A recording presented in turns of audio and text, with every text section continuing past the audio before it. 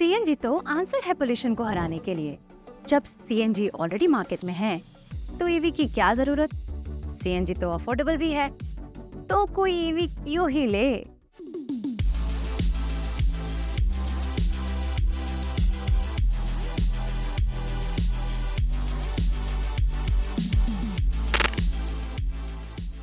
आज हम कंपेयर करेंगे सीएनजी यानी कंप्रेस्ड नेचुरल गैस कार्स को ईवीज यानी इलेक्ट्रिक व्हीकल्स के साथ। मेरा नाम है डॉली और ये वीडियो आपको क्लैरिटी देगी कि सीएनजी या ईवी में से कौन सी बेटर है, एनवायरनमेंट के लिए भी और आपके जेब के लिए भी।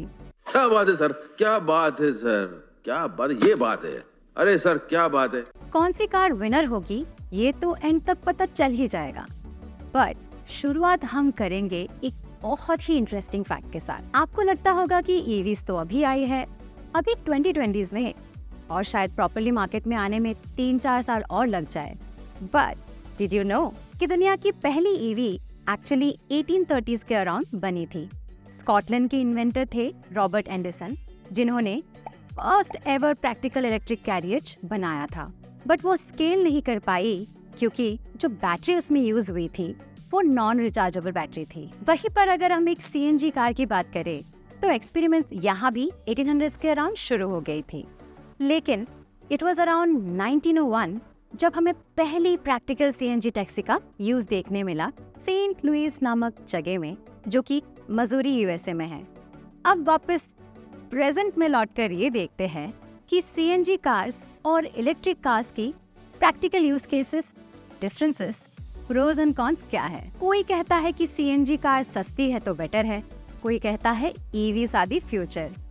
अब इन सवालों में एक आम इंसान तो यही सोचेगा ना कि अगर हम करें तो करें क्या, बोले तो बोले क्या। हम टोटल 3 पॉइंट्स पर अपना डिस्कशन फोकस करते हैं, जो कि सबसे प्रैक्टिकल पॉइंट्स होंगे: कॉस्ट, एनवायरमेंटल फैक्टर और रोड प्रैक्टिकलिटी, जिसमें रिफ्यूलिंग, चार्जिंग और मेंटेनेंस भी इंक्लूडेड होंगे। तो सबसे पहले बात करते हैं कॉस्ट की। एग्जाम्पल लेकर चलते हैं कोई ऐसी गाड़ी का जो सीएनजी और ईवी दोनों वेरिएंट्स में अवेलेबल है, that is Tata Tiago. Tata Tiago XE plus variant में सीएनजी का on road price approximately 8.50 lakh आता है, वहीं पर ईवी का around 11 lakh, which is an increase of almost 2.5 lakh rupees upfront. तो ये तो पता चल गया कि ईवी गाड़ी खरीदना महंगा है सीएनजी से। बट अब रनिंग कॉस्ट पर आते हैं।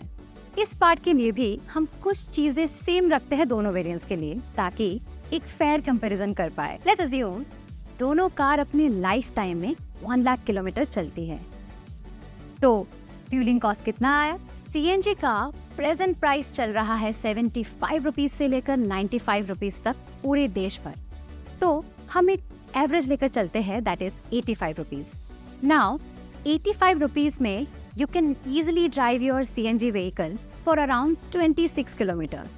दैट मीन्स आपका पर किलोमीटर कॉस्ट आया 3.26 rupees.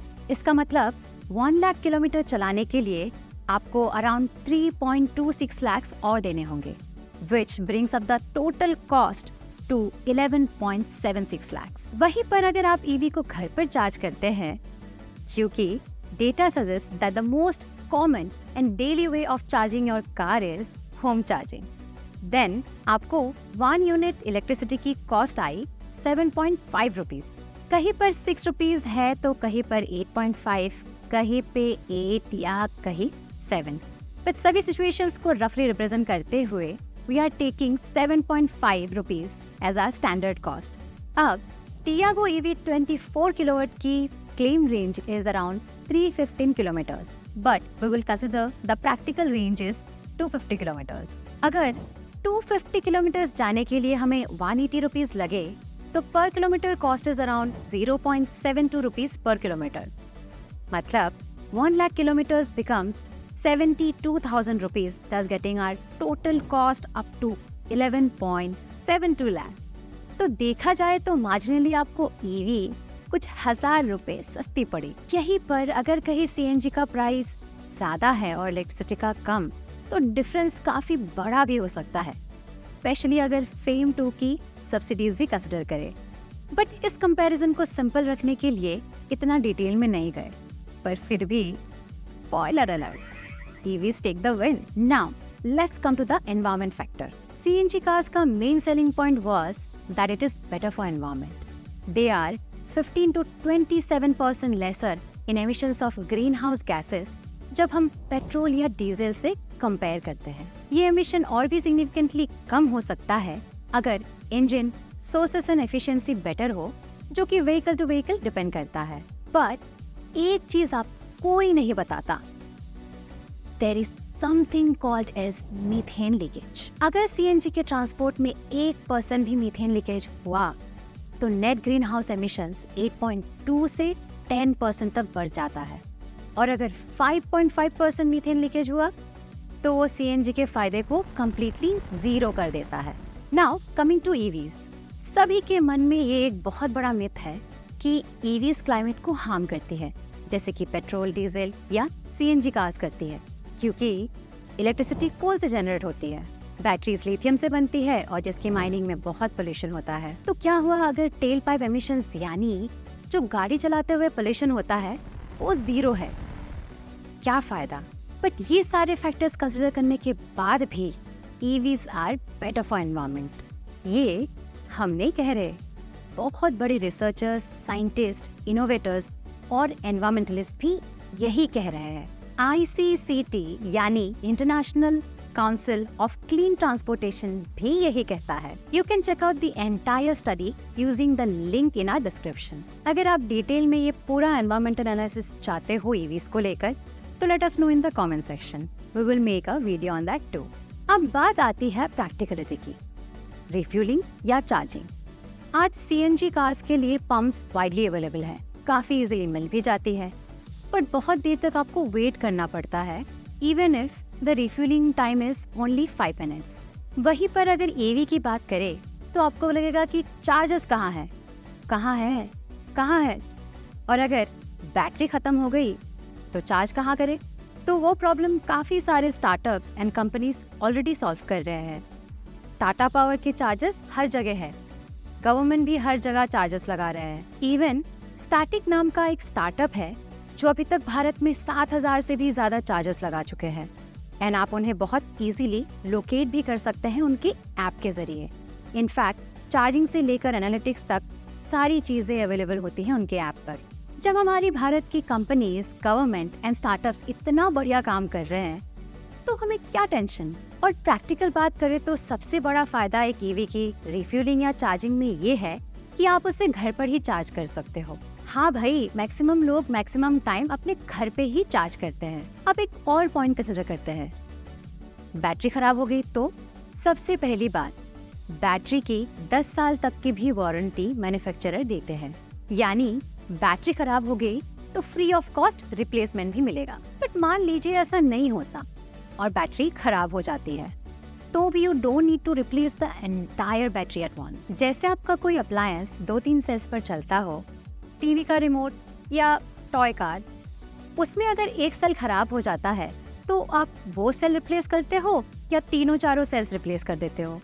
Similarly in EVs, battery अगर खराब होती है तो सिर्फ वही सेल हम रिप्लेस कर सकते हैं जो एक्टिव नहीं है, पूरी बैटरी रिप्लेस करने की कोई जरूरत नहीं है। मोरओवर, बैटरीज रेयरली खराब होती है, दे डिग्रेड ओवर टाइम। मतलब अगर बैटरी हेल्थ पहले 100% थी तो कुछ सालों में वो 98 या 99% हो जाएगी। This concept is very similar to the battery health in our smartphones. नहीं, मैं नहीं मानता। अब एक लास्ट कंपैरिजन फैक्टर पर आते हैं, जो छोटी छोटी चीजें EV को CNG से बेटर एक्सपीरियंस बना देती है ओवरऑल। CNG कार्स में CNG का cylinder takes most of the boot space and you are really left with no space for your luggage. वहीं पर EVs में you not only get better boot space than most of the petrol, diesel and CNG cars, but also you get trunks in most EVs। Trunks का मतलब होता है front trunk. यहाँ पर engine ना होने के कारण आपको कार की बॉनेट में भी स्पेस मिल जाती है लगेज रखने के लिए। अब बात आती है ओवरऑल परफॉर्मेंस की। टियागो को कंसिडर करें तो 0 to 100 for the EV variant is 11 seconds. वहीं पर CNG की बात करें तो So it is 16 seconds. Now, torque in the CNG variant is 90 Nm, while in EV variant it increases to 114 Nm. ऐसे और बहुत छोटे छोटे फैक्टर्स हैं जो कि EV को फ्यूचर फ्रेंडली और ओवरऑल बेटर प्रोडक्ट बनाते हैं। अब आप बताइए, CNG बेटर है या EV? ये वीडियो कोई बायसनेस से नहीं बनाया गया है, ये सच्चाई है जो हम धीरे धीरे आपके सामने लाना चाहते हैं। जो EVs के कॉन्स है वो भी हाईलाइटेड है और जो प्रोस है वो भी। अब आप बताइए, do the pros outweigh the cons? Thanks for watching. मिलते हैं अगले वीडियो में, तब तक के लिए do not forget to subscribe our channel. We are on a mission to put out anything and everything about EV. We are your friends in this revolution. खुद को समझना हो या दोस्तों को समझाना हो, हम है ना। Stay charged up.